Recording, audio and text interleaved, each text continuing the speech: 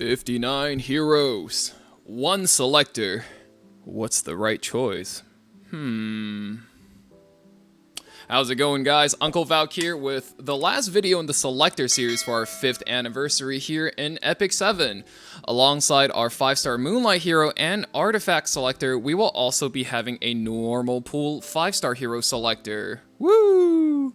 Once again, I've taken the liberty to organize a tier list to help you pick out one of many units that can maybe best fit your account. And this time, I specifically made sure I got as many opinions as possible by making the tier list on stream with my community at twitch.tv/Valky. So that makes sure we get as many sides of the story as we can. So let's set some boundaries for how this tier list is made. Before I go over any rules of the tier list, I always have to say the most important thing, and this gets lost a lot in gacha game content. Pick a character you like. This is a video game, have fun. If you already have a character in mind that you'll enjoy playing as, please, click the little red X on top of this video, forget my opinion, pick a character and just have fun with them. That said though, if you're still here and you want the sweaty information, say less, let's ball. The tier list is going to be for general usage, meaning it's not geared towards just RTA, but instead include content such as hunt, raids, expedition, arena, guild wars, etc. If you're coming to a selector video in particular, the assumption is that you're on a newer account. Maybe you've been playing the game for 2 months, maybe you've been playing the game for 8 months, and you need that little bit of insight. But if your account's already on cruise control, meaning, if you've been playing for like 14, 16 months, and all of your PvE needs are taken care of, and you have all the possible gear income in the game, you can just hit up probably an RTA tier list, and just take the first thing on the list that you don't own. And the second thing to say is, due to the new side story system, RGB standard 5 stars are a lot more accessible. So characters like Ken, Kairon, Politis, and Green Iceria, who don't have their own dedicated side story banner, will be generally considered a little bit higher. And finally, as is with all selectors, we're going to assume no limited or collaboration units will be available, so they'll be hanging out in the tier down bottom. That being said, let's jump into the list, talk about the notable units, and I'll briefly go over how they're used. So to start off, these 6 at the bottom are already free, and the only ones that are notable are Vivian, Sirmia, and Sigret, whom you can get for free from the hunt missions as a new player. They're definitely good there as well. If you're new, they're going to be the mainstays for that hunt for you for a long time, unless you're going out of your way to be free to play efficient. And then right above them, we have the basically bottom tier units as far as RGB goes. This isn't to say these units are terrible or even bad, it's more so that they're always replaceable, both in PvP or PvE, and that they've never been a must-have for any given type of content. I personally use Fire Tenebria a lot myself for both expeditions as well as Nightmare Raid. She's one of the units I like a lot, one of my first units in the game, in fact. But after talking to Twitch chat, we found her pretty easily replaceable for everywhere that I ran her. So, even though she's one of my favorite units, she's going to stay at the bottom here with every other unit in this tier that's easily replaceable. And right above that are units that will have a very narrow niche, but are impossible to replace with other RGB units. So here's an example of what I mean. Arunka is a nuker that can't crit and needs a lot of setup to maximize her damage. And she's only good into barriers, but there are so many arrow walls in arenas and guild war, it's almost a night and day difference with or without her in your life. And especially GVG with her just becomes so much more manageable. And I would say right now, if you don't have her or if you don't have a dedicated cleave team that gets past Arrowwall and Melandy, Arena's not playable for you. Okay, let's call it what it is. And if you need a good RTA example, I would say Fire Lilius is one of such units. Ever since her buff, she's remained a solid counter pick versus Pirate Captain Flans, since her passive cleanse counter Pirate Captain Flans stun after Pirate Captain Flan activates her S2 passive. Her S3 also perfectly offsets Pirate Captain Flan's S3, since she can just hold the S3 and then cleanse when everything comes through. I would say she's also fairly good into Sage Vivian as well, since when her S1 dual attacks with an ally, her own damage plus an ally's can take 2 focus stacks off of Sage Vivian's insight. with a soul burn that's -4 stacks, which generally lets you kill a Sage Vivian instantly with some good burst damage. So it gives her a really good matchups into 2 strong Moonlight 5-star units, and no other units can do that, specifically in these 2 common matchups. And then before we go up any further, Bihu is a unique counterpick to ML Landy. Elena's a force ban versus a lot of AoE cleaves that might still get played. Ravi, Firelit are solid bruisers that sometimes see play in all types of PvP, and the last 6 units are just good options in cleave comp, but are pretty close to being low tier. But they do see limited usage due to how their elemental typings are, or maybe they have a very specific activation condition, in the case of Green Euphine needing a silence to pop off. Moving up into the good but narrow tier, you might notice a slight outlier. Ken. Now, this guy hasn't been played in PvP content for at least 3 years, and he's up here, why? Well, 2 really important reasons. One, Ancient Inheritance, which is a special event type of guild content going on right now. This gem of a content was added to our game at no resource cost to us, and will give a crazy amount of level 88 gear as rewards, and some of these gear can roll absolutely crazy. And for newer accounts, I would definitely say try to get into a guild where you can contribute and your guild can carry you through, so you can pick up some of this level 88 gear. It's just too good to pass up. Which is why I think it's important to make sure each account has the ability to at least contribute, if not clear, to an Ancient Inheritance. Ken being the best DPS for that game mode, and the fact that he doesn't have his own dedicated side story banner, convinces me that he might be a solid selector pick for some people, not a lot, mind you. So if you're thinking about joining a good guild for your time in Epic 7, and I definitely recommend that, make sure you have at least 1 Ken. Another hero in this tier, despite being completely missing in action in any PvP setting, is Green Asaria. She was briefly played in PvP during the Asaria Tamarinne cleave days, but that's ancient history now. Nowadays, she's has the unique honor of being the only unit that can fully reset another unit's cooldowns completely. This effect lets her be paired with a unit like Tamarinne flawlessly in a lot of challenging PvE content, such as the majority of Abyss. Defense break and buff strip makes her an absolute clutch unit late game in Nightmare raids, and especially versus Nightmare Queen, which I don't even know how people do it without her. Normally, heroes that aren't seen in PvP shouldn't be this high, but because we're making a general tier list that covers all types of contents, and she doesn't have her own story banner, here she is. I think she's definitely worth it. She's a future-proof unit. Between the rest of these, Choux is really the only tank in this tier. More Ilanov, Abigail, and Arya are all bruisers of different elements that auto-win some matchups due to unique mechanics that they have. For example, Abigail being able to counter strays by protecting by putting the highest HP unit in her back and protecting them, and Arya matching pretty well into units like a Ravi by protecting her allies and forcing these single target bruisers to punch through her, which, let's face it, not gonna happen. Love Arya.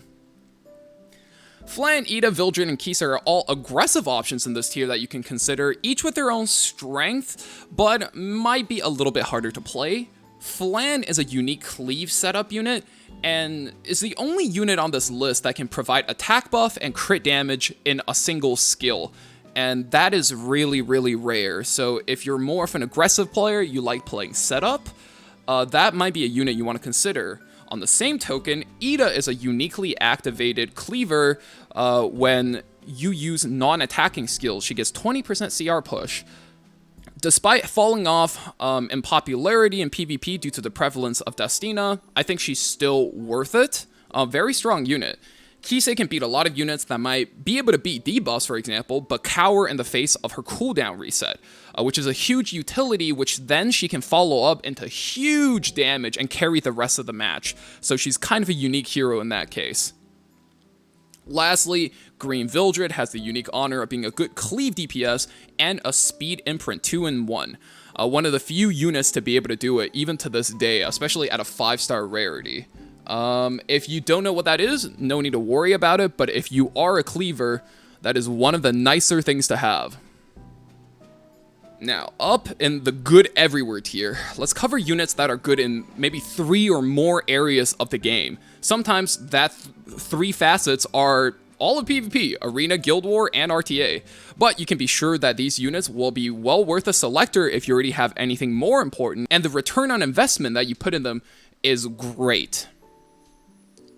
Peyra, Ran, Leica are the 3 speed units here. Peyra and Ran in particular are the 2 fastest units in the game, so I definitely recommend them over Leica if that's what you're thinking about picking up.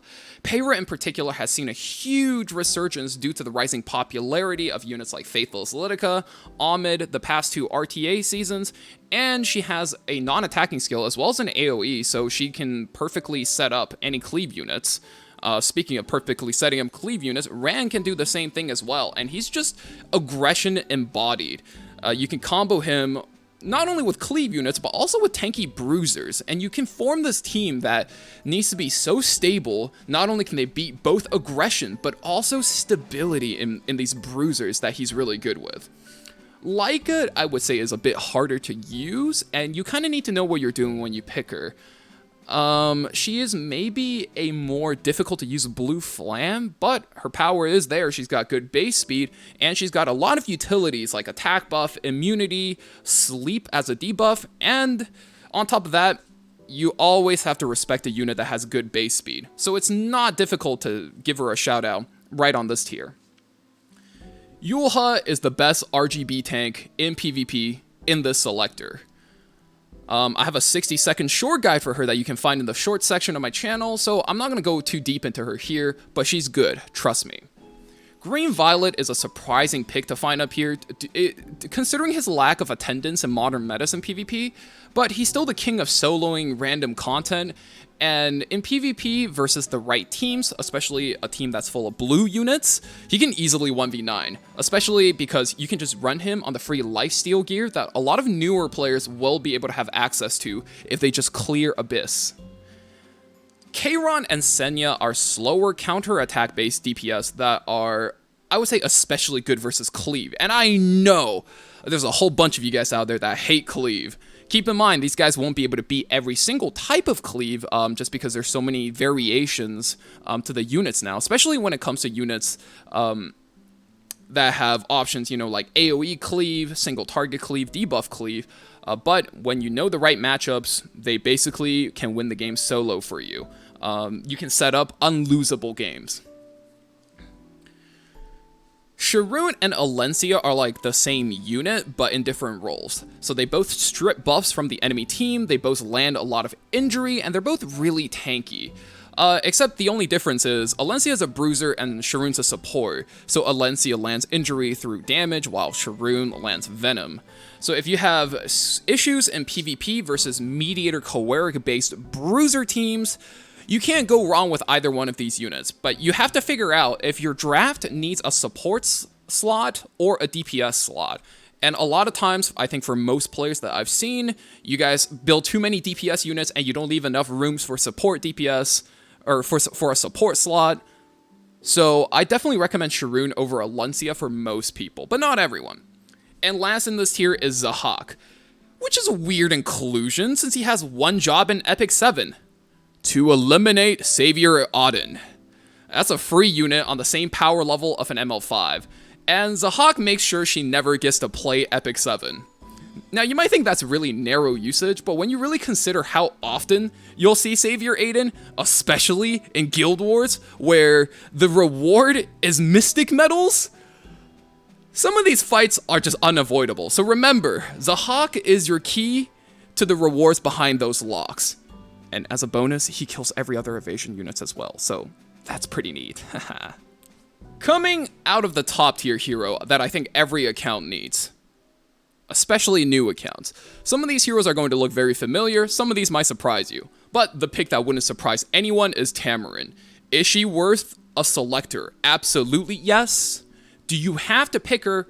Not really. Ideally, you take her from the story banner and use the selector on a green Iceria, and that should grant you easy passage throughout the most challenging content in the game, like all of Abyss, Expedition, a handful of hunts, and even Nightmare Raid, to make sure you get that gear going into your account as soon as possible. For the new players who aren't familiar with her game, her kit has debuff cleanse, buff strip, healing, attack buff, CR push.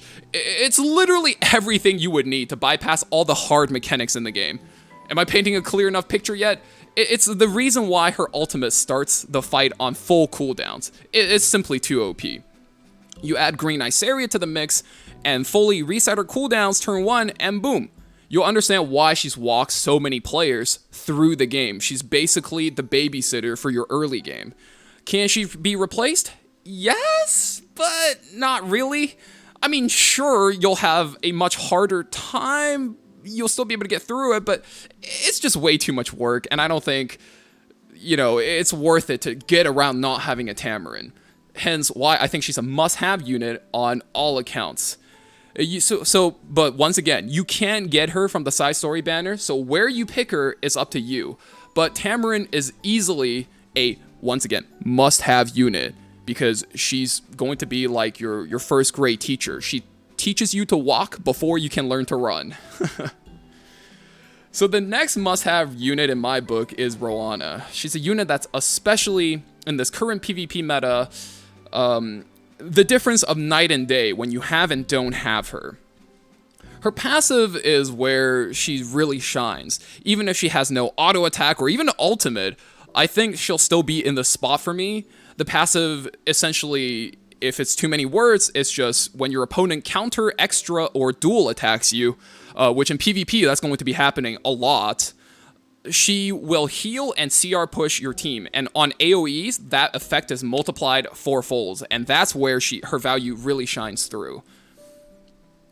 And not only that, there are a handful of bosses in the game, especially the hardest of bosses, that AoE counterattack quite often. If you were here during the summer for the Summer Luluka event, if you didn't have a whaled out Summer Luluka as your core support unit, Roana was pretty much the only replaceable unit when you aren't a whale. So in content like these, that's where she becomes your main gear income, and she really clutches that out. And in PvP, she will save you against a lot of cringe units like ML Landy, ML Bologna, as well as Bellion. Now, following the trend of our lovely Soul Weavers, I want to highlight one more, Destina. Destina isn't good as either one of these units that came before her when it comes to breaking PvE content, although her AoE revive could bail you out of some tough situations, especially versus Nightmare Raid Council, where she's commonly used in PvE. But I would say her biggest strength for her comes from her identity as the best standard non-limited RGB healer. She has an overwhelming amount of healing, debuff cleanse, as well as safety of an AoE revive when things go wrong, which makes her a good anchoring point for a lot of slower defense teams in Arena, Guild War, but also to protect versus, for example, cleave teams in RTA. With anyone with the account of age of, I would say, 8 months or less, you got your hunts locked down, you got your raid teams, but you're looking to venture into PvP, and a lot of times, people just kill you real fast, right? That's where Destina comes in, and she'll be a good first teacher to tell you, hey, don't worry, if you get cleaved, I got you. Now, if you're teetering on the aggressive side and you still want to pick up a PvP character, you should look no further than Politis. As she doesn't have her own side story banner, adding to her rarity, she's such a good all-around utility unit, and she can both be played as the best anti-cleave debuff unit, and she sees multiple plays in this year's E7WC as such, and she's also the best anti-anchor cleave DPS, since her passive allows her to spawn kill any AoE revives from the game with the likes of Destina and May Chloe. And if you really put a magnifying glass to her, this is all thanks to her passive. While her S1 has a crazy utility in the stun, and her S3 has two of some of the highest tier debuffs in the game, the passive is really where she shines, because not only is it cutting combat readiness in half, remember what I said, combat readiness, best stat in the game, it also lands an AoE attack, which again can be spec'd for damage, or to strip buffs, and when you spec it for damage, it's going to hit hard, preventing your opponents from coming back if you're a cleaver. Politis is basically the Swiss Army knife of counterplaying your opponents, and she's basically remained near the top of any tier list ever since her release 2 years ago. Now that's longevity and usefulness. Choux. Did you guys know that out of every 10 Guild War players, 18 of them have lost to a Choux before? Yeah. No, I just made that one up, but Choux is basically a demon incarnate in child form. With her exclusive equipment to let her counterattack go absolutely sicko mode, chaining into that whoosh, she can easily snowball any PvP fight that she's part of out of control, and is easily one of the best 1 versus X. She can 1v3, 1v4, 1v1, 1v9, 1v80, doesn't matter. She's a good in the end game, and her potential for the burst damage from her S2 not only penetrates defense, but it also heals her back up. She's so good that she's even one of the preferred DPSs for Nightmare Raid Carcanis, which is a fight with a lot of BS mechanics. And you guys know that really OP ML5 unit that came out? You know, the one that's in the conversation for best unit in the game? Navy Captain Landy, y'all know her? Choux is basically a slightly toned down RGB version of her, and you can pick that with your Selector. Ooh. Now this next part, it's probably going to be the most controversial part of this tier list. I can already smell it. I've green Celine in the top tier pick, and before some of you guys start going in the comments like, oh wait, Mr. Streamer, but on stream you said this unit sucks, and you... Okay, stop. Stop. Okay? Green Celine is by all right a terrible unit for me to play in RTA for top 100, where the good players will play around her passive, and that's what makes her good, Instinct, which is similar to Politis counterplaying non-attacking skills and can nuke an enemy's highest attack character with her exclusive equipment. But for most players who haven't hit champion rank in RTA, I would say she's like the biggest noob stomper as far as RTA is concerned, and she's good in Arena and GVG as well. Especially lower ranked players who don't think to skip their buffing non-attacking skills on characters like Conqueror Lilius, Mediator Coeric, and honestly a whole lot of other supports that are on this list. So I think for a lot of players getting into PvP, she's a great unit to get you up to champion rank with, but not much further past that. I would call her the Master E of RTA. And lastly, there's Lua. This one's a no-brainer, and honestly, I'd be stupid if I didn't put her in the top tier. If you didn't already know what she does, the short version is that she stops your opponent from playing the freaking video game. The long version is that she has crowd control, strips immunities, cooldown delays, synergy with Soul Burn to go through resistance, speed buff for her team, and on top of all of that, random 2-turn defense break on her auto attacks. Thanks, Malgate. All of that combined just makes for an absolute disaster waiting to happen whenever you play against her, hence why she's earned a permaban for me in RTA. So if you pick her and you queue against me, don't expect to ever be able to use her. But for a new player, this isn't exactly going to help you much outside of Arena and maybe Guild War defense. But if you really want to future-proof your account for PvP, it's advisable to take her if you already have the other PvE options out the way, you got your gear income. She's a very competent unit as far as PvP goes. And if she ever gets nerfed in the future, that's another Selector for you. Whew! And with Lua, that's going to conclude our tier list for the 5th anniversary Selector. Hopefully this video helped you guys make some good decisions and learn something new. If you learned something new, you can help me back by giving the video a comment, like, or subscribe. You know, you don't have to do all three, just do something. I'd really appreciate it. If you're interested in a more PvP-oriented tier list or guide videos on some of the heroes you saw in this list, make sure you check out the videos and the short sections of the channel. They'll be there, I promise, and I'm adding more as we speak. If you'd like to see the stats on any of the characters I talked about or chat with other high-ranked players, you can find the channels for that in the Discord server down in the description. Whew. For now, though, that's all I got for you guys in this video. Thank you guys for watching till the end. I really appreciate it. I know I did a impromptu bit about loving Arya in the last video, and that really made my day. So shout out to all the boys who love Arya, and shout out to all the boys who love Auntie Celine. I hope you guys have a great rest of your day or night, wherever you guys are. Stay safe and stay awesome out there, alright? Make sure you guys do that. Take it easy. See ya.